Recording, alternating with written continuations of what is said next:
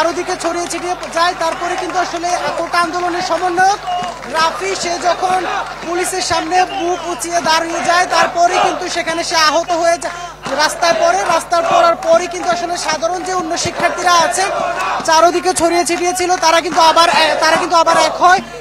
এক হওয়ার পরে কিন্তু আবার এই মুহূর্তে পুরো 2 নাম্বার গেট এলাকায় তারা রাস্তা অবরোধ করে তারা এখানে অবস্থান নিয়ে আছেন এবং স্লোগান দিচ্ছেন এবং পুলিশের সাথে দীর্ঘক্ষণ এখানেও কিন্তু তাদের কথা হয়েছে। তবে পুলিশ তাদের যে অবস্থান সেই অবস্থান থেকে নড়াতে পারেনি।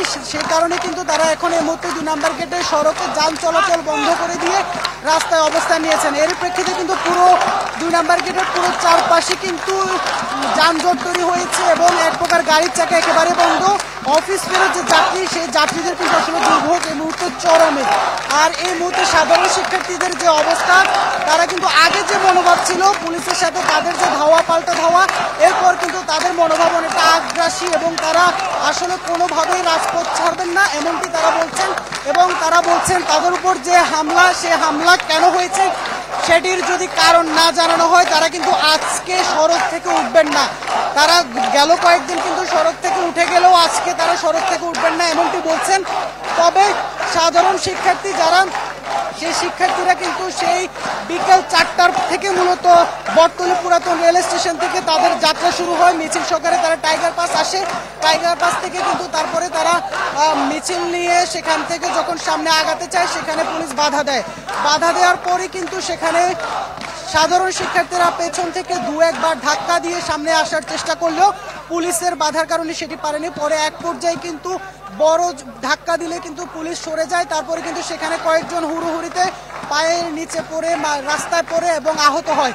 এরপর কিন্তু সেখান থেকে মিছিল সহকারে দৌড়াতে শিক্ষার্থীরা যখন নগরী লালখান বাজার ওয়াসা এবং জিসি অতিক্রম করে 2 নাম্বার গেট এলাকায় আসে তখনই কিন্তু পেছন থেকে যখন পুলিশ আবার ধাওয়া দেওয়ার সাথে সাথে কিন্তু শিক্ষার্থীরা চারিদিকে ছড়িয়ে যায়। এই সময় বেশ কয়েকজন আহত হয়, পুলিশ লাঠি চার্জ করে।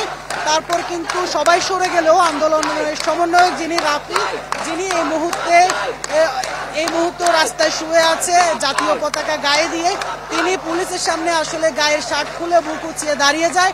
তারপরে কিন্তু আসলে পুরো পরিস্থিতি বদলে যায়। তারপরে সাধারণ শিক্ষার্থী যারা চারিদিকে ছড়িয়ে গিয়েছিল তারা কিন্তু আবার এক হয়ে জড়ো হওয়ার পর কিন্তু তারা আবার বিক্ষোভ তারা স্লোগান দেয় এবং তারা আবার একসাথে হয়ে মিছিল সহকারে তারা আবার 2 নাম্বার গেটে অবস্থান নেয় এবং এই মুহূর্তে 2